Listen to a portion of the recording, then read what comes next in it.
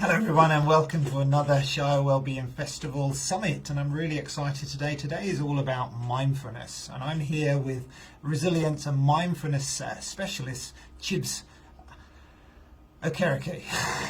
Chibs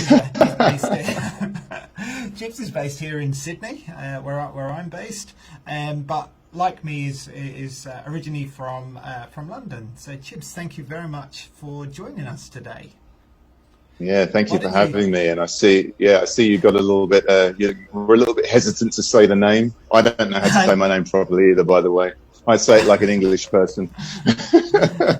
To be honest, even though I've known you for a while now, I've never actually said your last name out loud. It's always been Chibs, and I guess with a name like Chibs, you don't really need... With a name like Chibs, who needs Okereke, right? Yeah.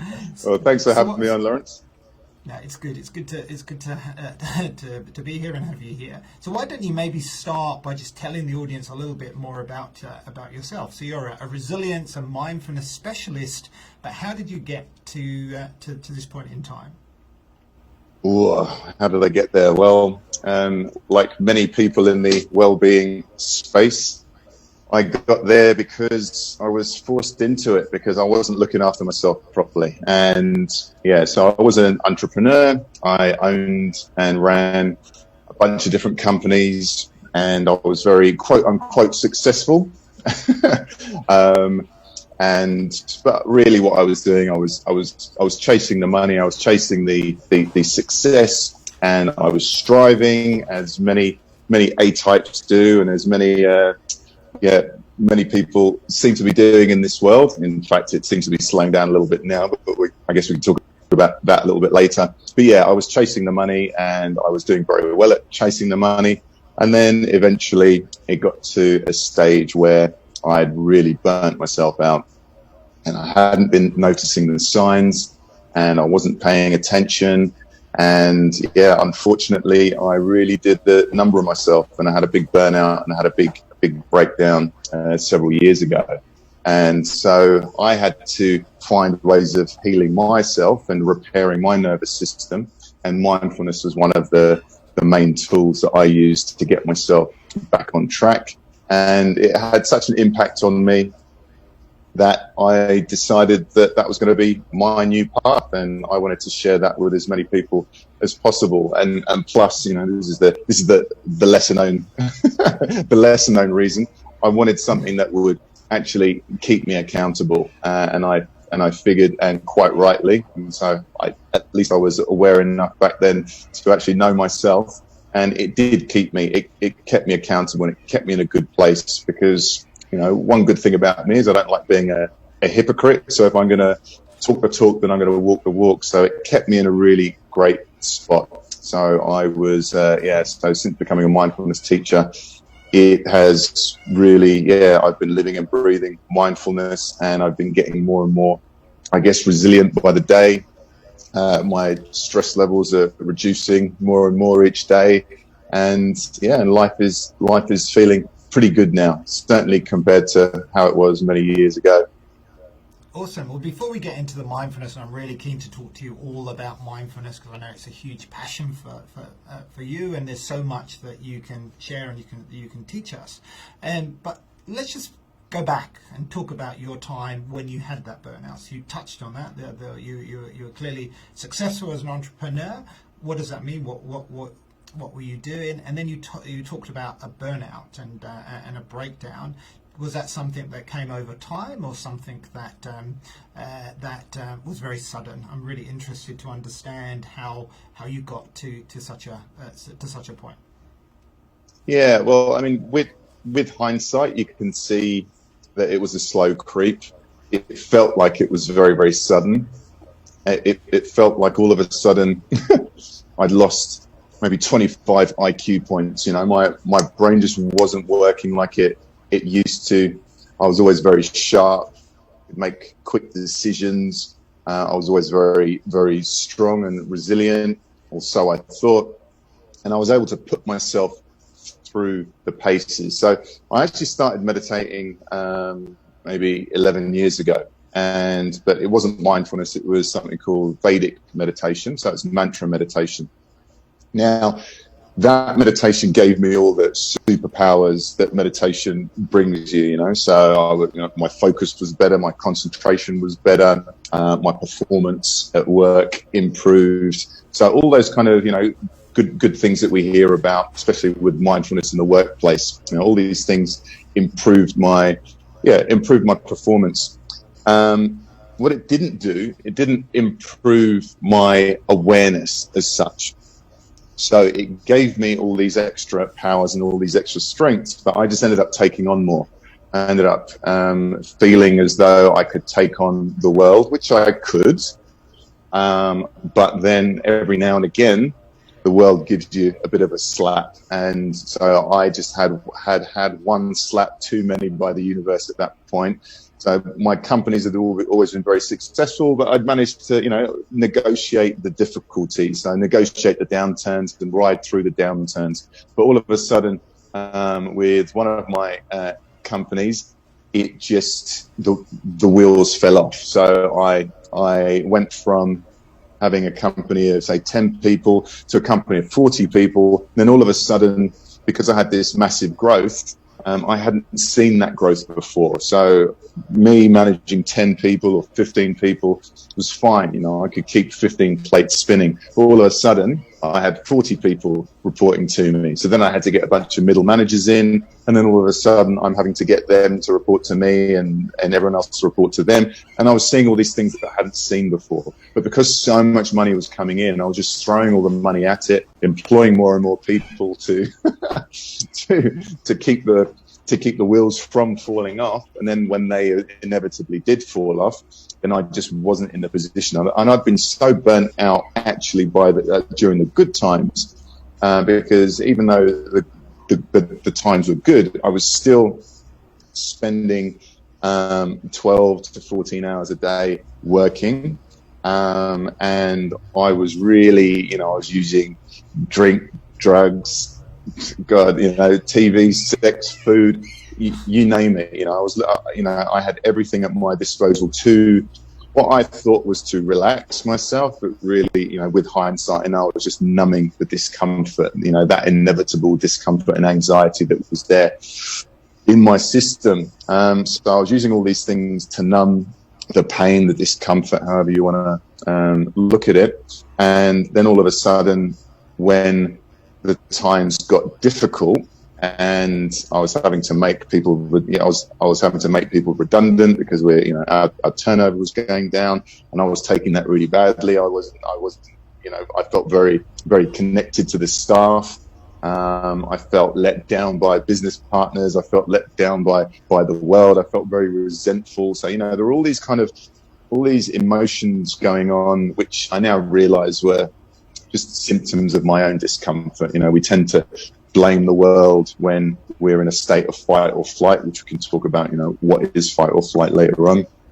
But when we're in that state of fight or flight, we feel very, very threatened. We feel very, very fearful about the world. And some of us react through fighting. Some of us react through by running away. Some of us freeze. And I've just found another couple of reactions. So I was speaking to a neuroscientist the other day, and there's actually a submit and an attach reaction as well to trauma. But I'm not going to go into it today because I'm going to have her on my podcast in a couple of weeks' time, and then I'll be an expert on it. But yeah, so there's all these different ways of reacting, and I probably had a bit of all of those responses to my trauma, my discomfort, my anxiety. So I was numbing during the good times, and then when the bad times came along, I was numbing even harder. And then all of a sudden, I can remember waking up one time, like 3 o'clock in the morning, and it's thinking, I can really feel my heart beating. Like, I was like, dudum, dudum, dudum, and then it would just, and then nothing. And then dudum, dudum. And, when you wake up at 3 o'clock in the morning and you realize that you're your heart's missing a beat every now and again. So every like 10 beats, my heart would be skipping a beat. I'm like, oh, okay, right, this is not good. Went to the doctor, so I even had like Holter monitors put on me and whatnot. But yeah, I mean, these are all classic symptoms of stress. But yeah, I just degenerated. As I say, I was paranoid. I was anxious. I was depressed. I felt alone. I felt like the world was against me. But I had all this stuff. I had all this stuff around me. I had this apartment, 3-bedroom apartment overlooking the Sydney Harbour Bridge and the Opera House. My Mercedes in the garage, and as I say, Rolex on my wrist. So everything on the outside looked great.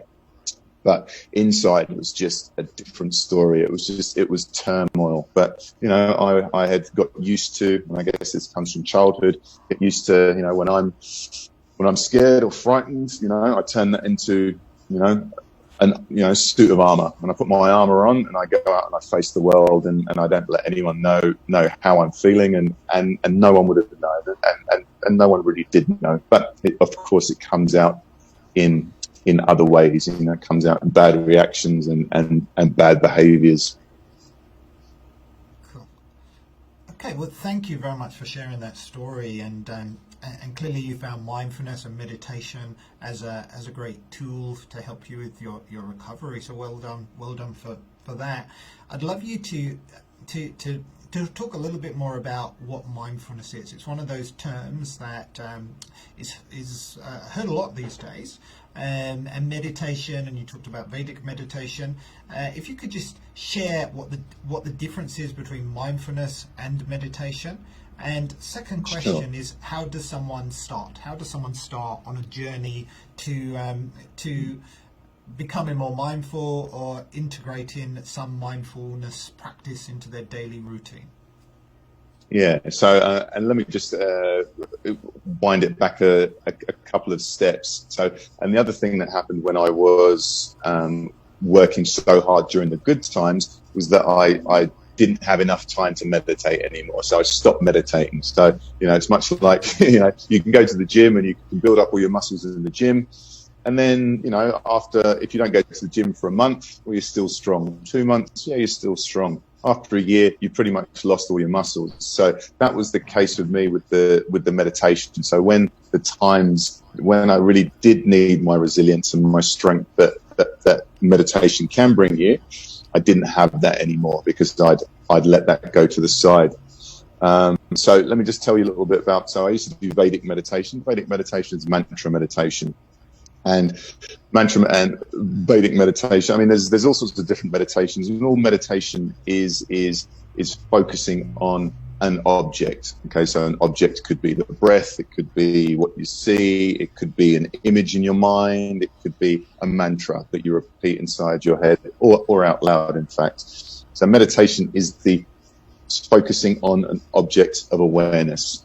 Okay, so it's a concentration exercise of some description. Now, mindfulness is unique, I suppose, in the sense, or what's unique to mindfulness or mindfulness meditation is mindfulness is focusing on what's in front of you, what's there. Okay, so we're not trying to escape our thoughts, we're not trying to transcend our thoughts, we're not trying to clear our mind of thoughts, we're not trying to relax, we're not trying to do anything, we're just observing what is. So what's in front of us? What can I see? What can I hear? What can I taste? What can I smell? What can I feel? And what thoughts are in my head?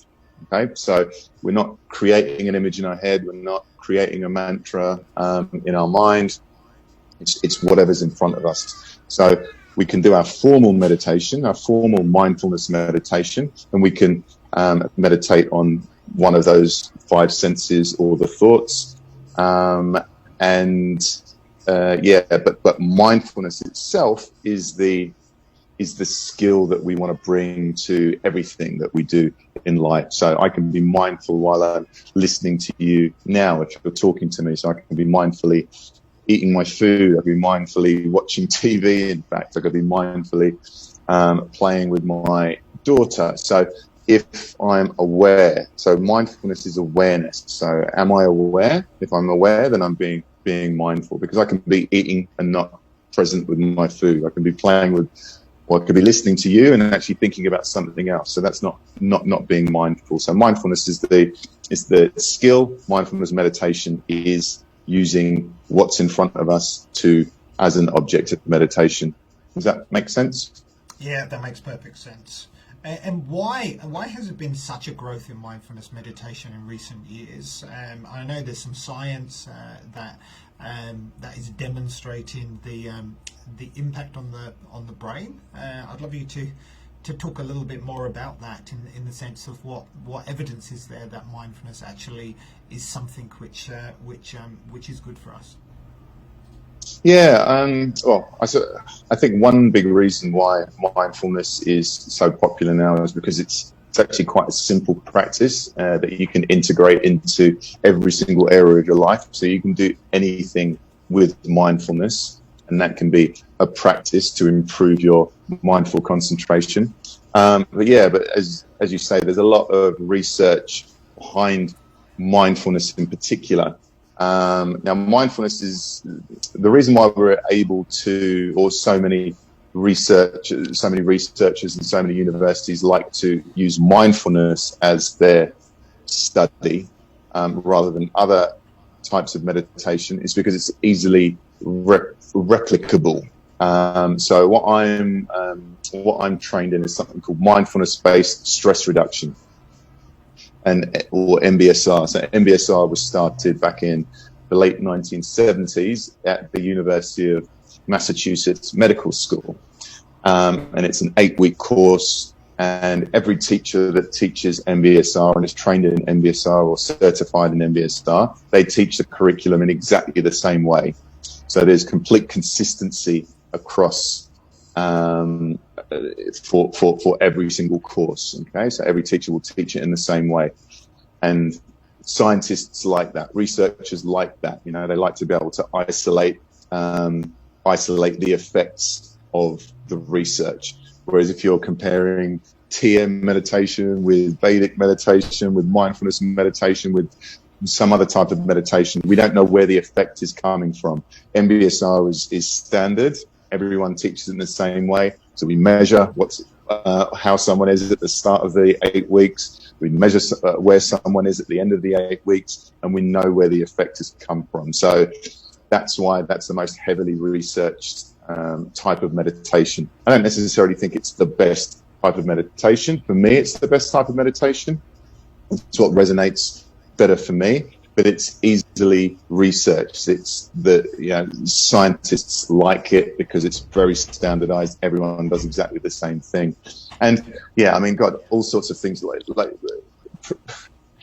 there are hundreds and hundreds of benefits that have been shown in mindfulness studies. The big ones are reductions in anxiety, reductions in depression, increases in physical health, so reduced blood pressure, pretty much anything that reduces stress, and all those stress-related diseases. All of those get better after 8 weeks of mindfulness training.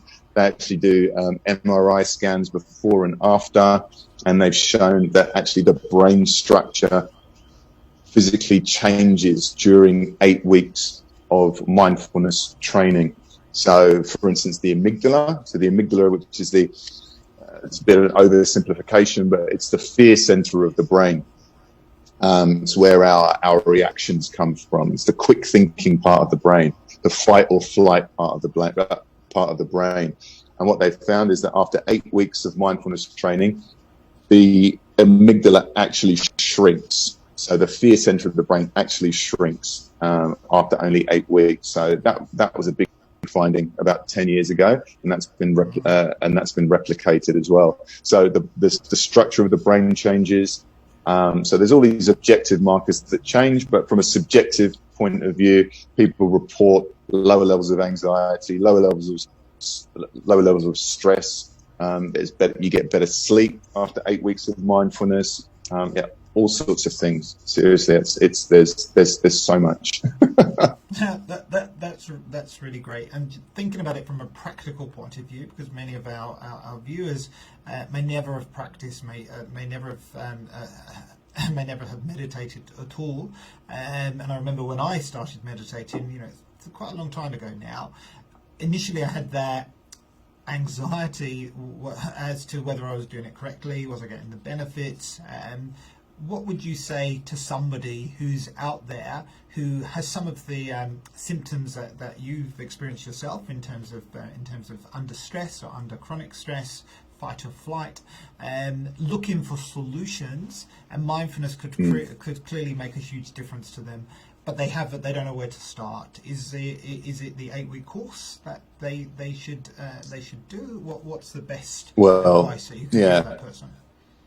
Well, the 8-week course is a bit of a commitment, okay, and that's a bit of a far stretch for a lot of people. Where I would say, if you can commit yourself to that 8 weeks, then that's perfect. That's the gold standard of mindfulness training.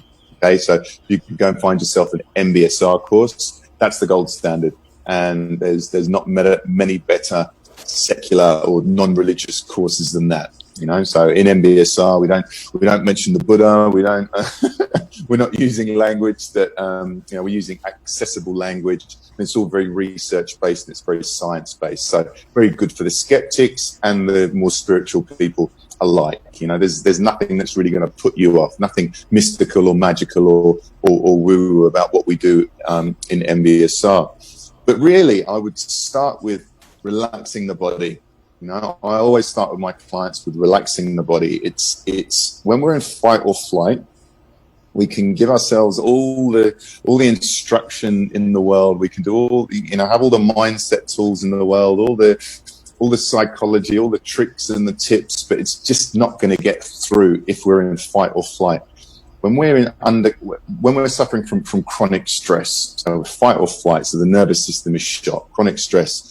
And what's happening is when we're in fight or flight, then our quick thinking brain is switched on. So when our quick thinking brain is switched on, then things are very black and white. And this comes from, this is a response from way back from hundreds of thousands of years ago. Our ancestors have developed this fight or flight response. And it's a great response for when we're in danger, when we're in actual physical danger.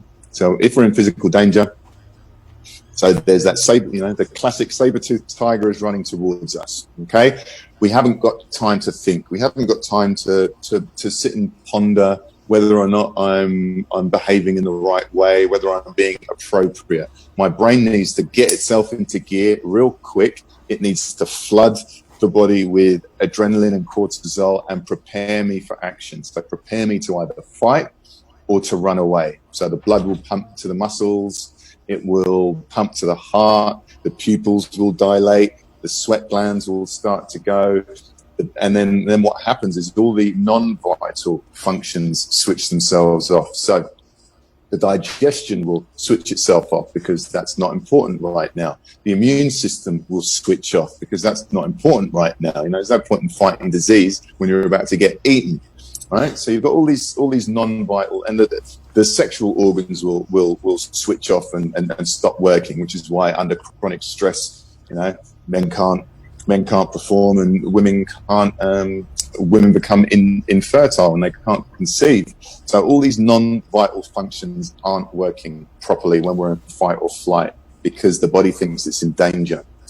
Now, add to that our ability to project our worries into the future and imagine threats. So what can happen is we can just think about a threat and that switches on the fight or flight response. Okay, so what's happening is a lot of us, especially in this new modern world, a lot of us are in fight or flight constantly. Now, a big spike in fear and adrenaline is absolutely fine. So if a tiger's coming towards me and I've got a big spike, it's fine. It doesn't do any damage to the nervous system. As long as very quickly I can calm down and I can go and rest and I can get myself back into that rest and digest state or parasympathetic state, which is the opposite of the fight or flight state.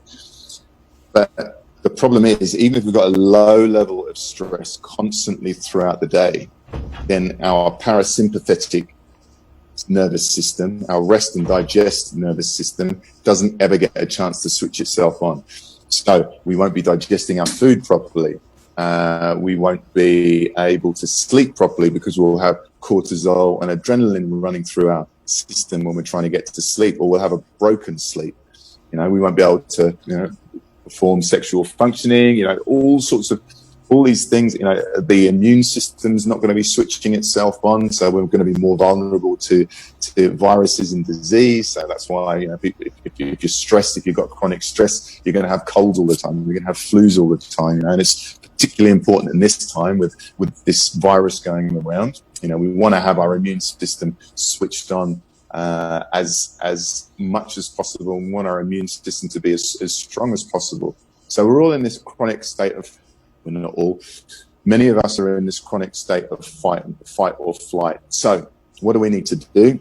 The very first thing we need to do before any of the, clever mindfulness or concentration exercises or focus exercises or improving our performance at work and all these good things is relax our bloody bodies, So get a chance to just calm the nervous system down so that the body has an opportunity to get into that parasympathetic rest, digest, heal state. Okay. So what I would recommend people do are look for relaxation meditations.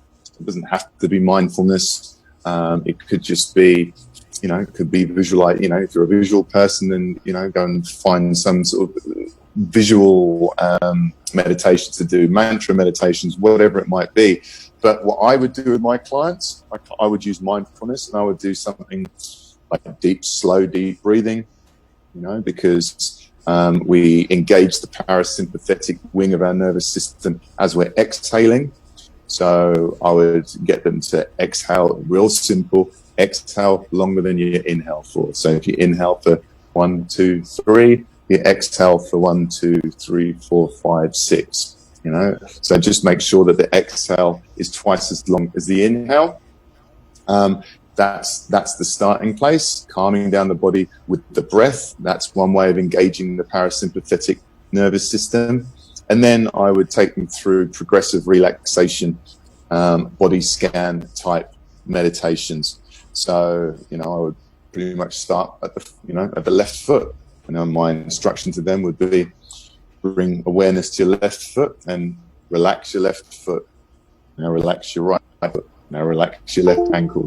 Real basic stuff. And then what we're doing, we're bringing our awareness. So we're bringing our mindfulness, our mindfulness skills to various parts of the body, and we're engaging the relaxation response that way. So we're engaging the parasympathetic nervous system through our awareness into sensations in the body, and sometimes just by bringing awareness to a particular part of the body, that part of the body naturally softens and relaxes. And just by bringing awareness to our breath, the breath naturally slows down and gets a little bit deeper. It's because we don't have awareness most of the time that we can get into that fight or flight, and then suddenly we're breathing in our chest and suddenly our body's tense. As soon as someone tells us, and as soon as someone reminds us, and this is why, it doesn't take me long to calm someone down in meditation.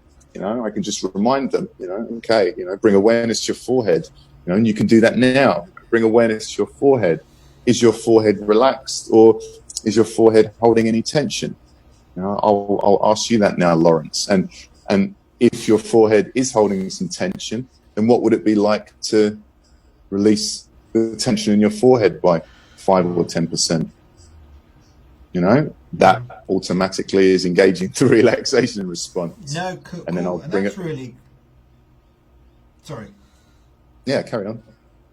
And I was just going to say, what you're describing really empowers a lot of people, because ultimately I think in our society, when you've got a lot of stress, particularly now, as you said, the virus, you've got this macro stress going on, the media, all of those things are clearly adding to people's anxiety. But then you've got our local lives and all the challenges that we have in terms of balancing work with family life and other commitments. But what you're saying is, clearly the negative of remaining in that sense of in that level of stress over time is going to be very damaging to your body, to your physical body. Often you don't see the connection between the psychological stress and the and the body and the health of the and the health of your body. But what you're saying is, by integrating some of these techniques that you described, so mindfulness is literally being aware of your breath and taking some time out to literally bring your body back into some sense of balance. So tuning in so that you become more sensitive to when you are in this fight and flight state, and learning some of these tools to help change that situation, and recognize that it isn't normal to be in that state constantly.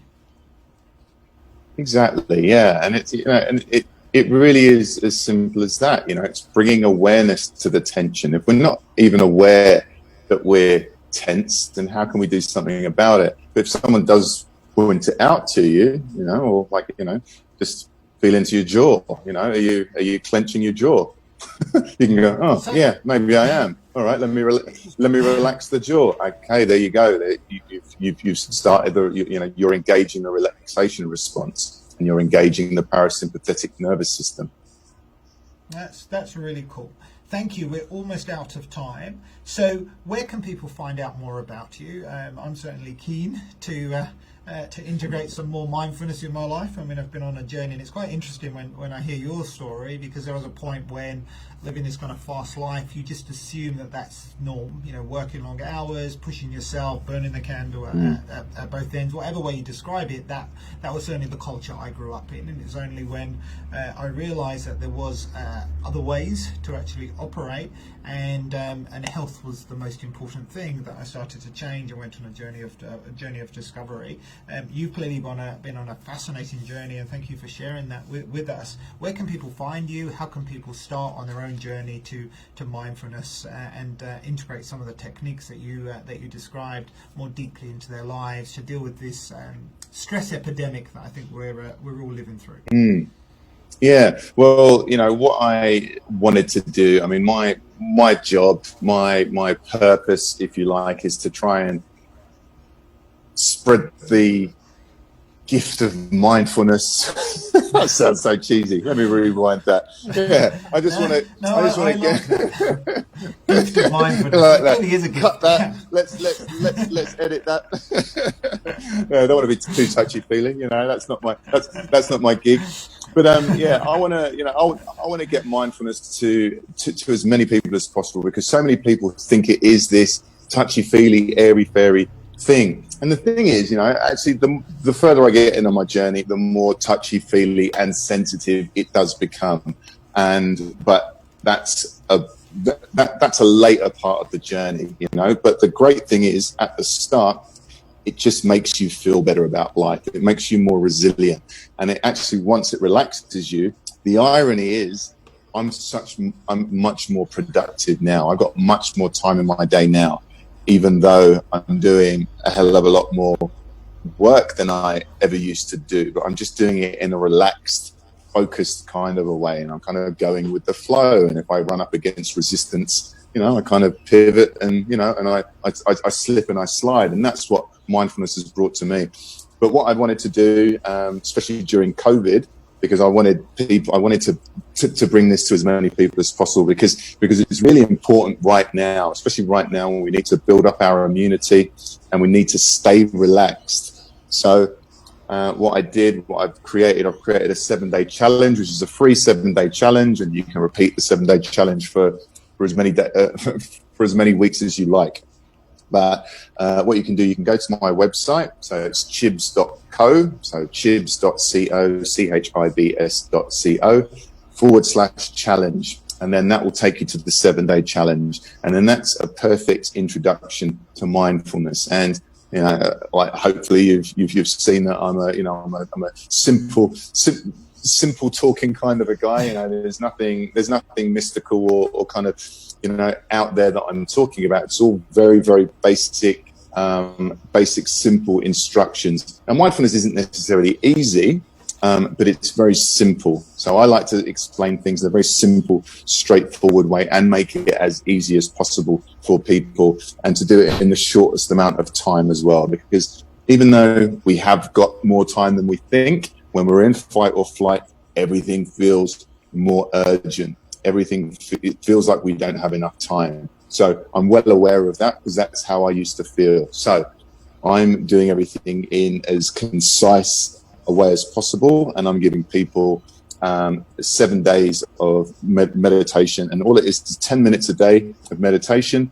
and I'm taking you through the whole range of mindfulness. So starting off with relaxation, that's the most important part, going on to looking at our autopilot in the head, going on to concentration, attention, sensations, thinking, and emotions. So thinking and emotions are the two big ones that we leave those to the end, because you'll be expert by day 5. So by day 6 or 7, you'll be ready to tackle thinking and emotions. So so go to my website, so chibs.co/challenge, sign up for the challenge, free challenge, and that will be a perfect way for you to get into, to see if mindfulness resonates with you. And if nothing else, you'll enjoy the day 1 relaxation meditation. Sounds awesome. Well, thank you very much, Chibs. And remember, go to Chibs' website. I think it was chibs.co/challenge, and start on your journey. I mean, at the end of the day, you can commit to 7 days, and if at the end of the 7 days you think, well, mindfulness isn't for me, then there's nothing lost, and you've just got an experience to draw upon at some point in the future. So thank you again, Chibs. Thank you very much for joining us, and thank you for being part of our Shire Wellbeing Festival. Thank you. Yeah, thank you. Cheers, Lawrence. Take care.